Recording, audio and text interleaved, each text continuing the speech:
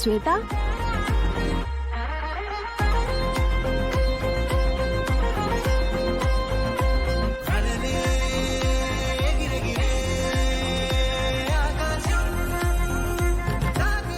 Madam మీరు నాకు kidney ఇచ్చింది నువ్వే కదమ్మా. నేను మీకు కిడ్నీ ఇవ్వడం ఏంటండి? ఎందుకమ్మా అబద్ధం చెప్తావు? మా గుండమ్మకి కిడ్నీ ఇచ్చింది నువ్వే అని మాకు తెలుసు. ఎవరు చెప్పారు మీకు? నేనే చెప్పాను శ్వేత.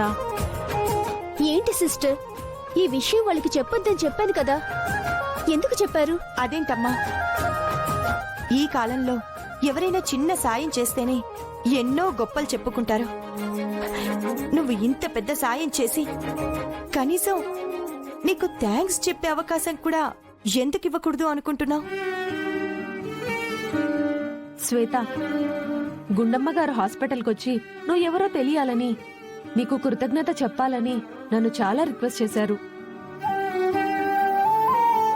ఆ పరిస్థితుల్లో నీ గురించి చెప్పాలనుకున్నాను. అనుకోకుండా నువ్వు ఇక్కడ కలిసావు, అందుకే వాళ్ళని తీసుకొచ్చాను. ఇచ్చిన మాట తప్పినందుకు సారీ.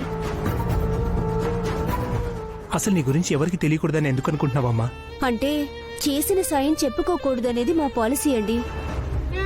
మీరేదో కృతజ్ఞత చెప్తారని నేను సాయం చేయలేదు. హాస్పిటల్కి వచ్చినప్పుడు ఆవిడ పరిస్థితి గురించి తెలుసుకున్నాను. అమ్మగారంటే ఏంటో నేను బయట చాలాసార్లు విన్నాను. ఎంతో మంది అమ్మాయిలకి ఈవిడ ఇన్స్పిరేషన్. అలాంటి తల్లి బ్రతకాలని చెప్పి అప్పటికప్పుడు తీసుకున్న నిర్ణయం అది.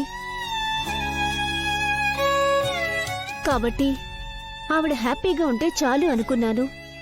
కానీ తనకి కిడ్నీ ఇచ్చింది నేనే అని తెలియాలి అని అనుకోలేదు. చూడమ్మా, నా గురించి నువ్వు విన్నాను అంటున్నావు, నేను చాలా మందికి ఇన్స్పిరేషన్ అంటున్నావు. నాకు నువ్వు ఇన్స్పిరేషన్ అమ్మా. ఇంత గొప్ప మనసు ఆ భగవంతుడు నీకు ఇచ్చినందుకు నిజంగా భగవంతుడికి థ్యాంక్స్ చెప్తున్నాను. అమ్మా, నువ్వు మాతో పాటురా, మా ఇంటికి వెళ్దాం. అయ్యో, మీ ఇంటికి ఎందుకండి? పర్వాలేదులేండి.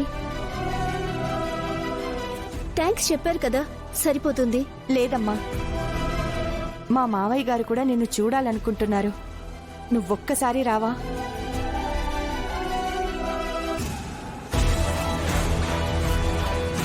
వెళ్ళు శ్వేత, అభిమానాన్ని కాదనకూడదు.